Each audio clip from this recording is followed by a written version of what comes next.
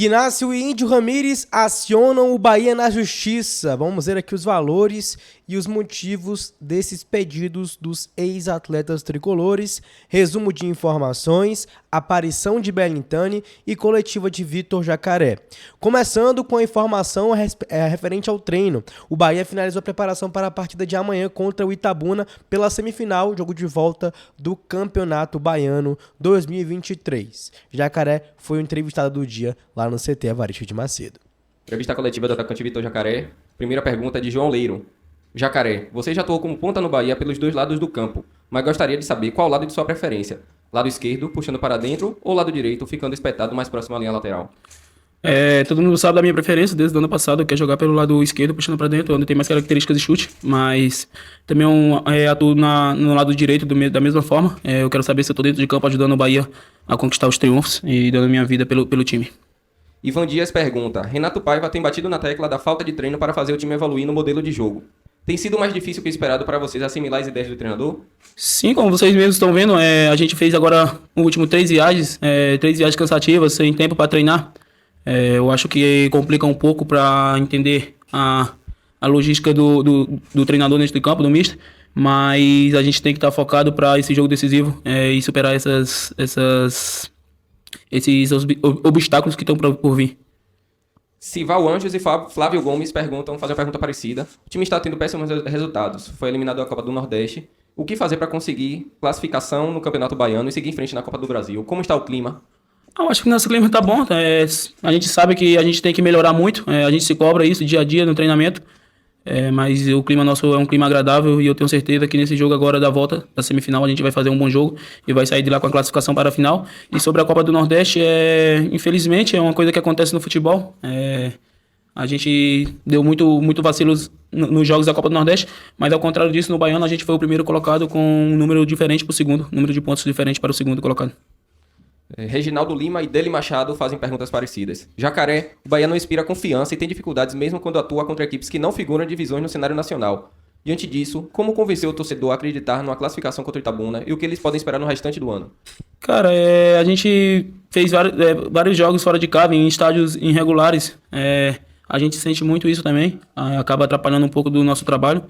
Como vocês mesmos falaram aí nas perguntas, a gente não tem tempo para treinar e pega campos ruins, complica um pouco, mas a gente não pode estar usando isso como desculpa. A gente tem que fazer um bom jogo agora em casa, diante da torcida, certeza a torcida vai estar nos apoiando lá, e a gente tem que dar uma resposta e sair de dentro de campo com triunfo.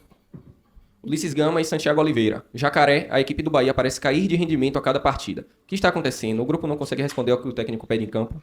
Eu acho que não é cair de rendimento, às vezes é a logística das competições, como a gente estava na Copa do Nordeste, Baiano e Copa do Brasil.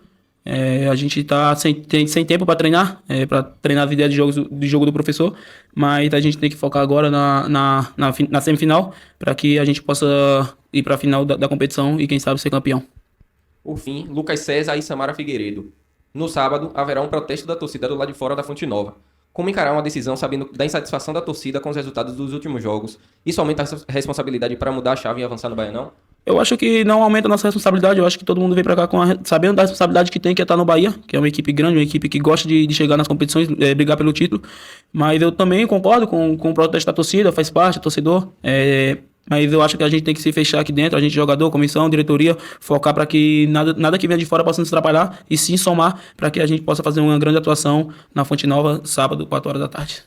Tá aí as palavras do atacante Vitor Jacaré. Complementando, hoje, 8 da noite, teremos Mulheres de Aço em campo enfrentando o Palmeiras pelo Brasileirão Feminino. Jogo importante, com um nível de competitividade elevado para as Mulheres de Aço enfrentarem. Então vamos torcer por elas. Sintonizem na TV Palmeiras, que será o local que será transmitido no jogo no YouTube, né? Transmissão de graça para você poder assistir.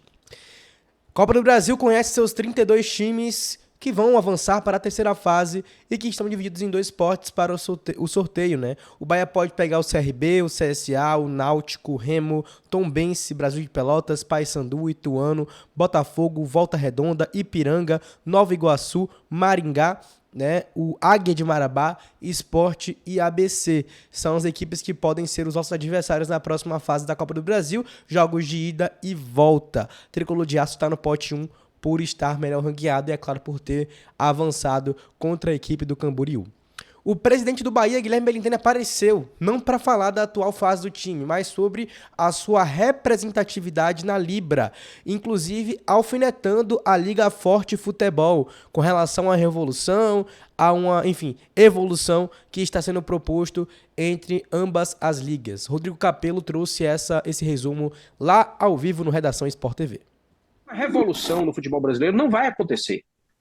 E por que eu estou dizendo isso? Porque se você fica o tempo todo defendendo uma revolução, você não consegue se agarrar com o que é factível, que é a evolução. Nós estamos entendendo que o momento é de evolução e não de revolução. E aí eu vou dizer por que isso. Porque as pessoas falam, por exemplo, assim, que precisamos equilibrar ao extremo a distribuição de recursos do futebol brasileiro. Ok, eu concordo com isso. Mas se coloque no lugar do Flamengo e do Corinthians e pense o seguinte: se o Flamengo ou o Corinthians não aderirem a uma liga, a Globo vai pagar a eles um valor equivalente ao que paga hoje. Ou a Globo ou alguém, se eles negociarem sozinhos. Então, eles são personagens necessários desse tabuleiro.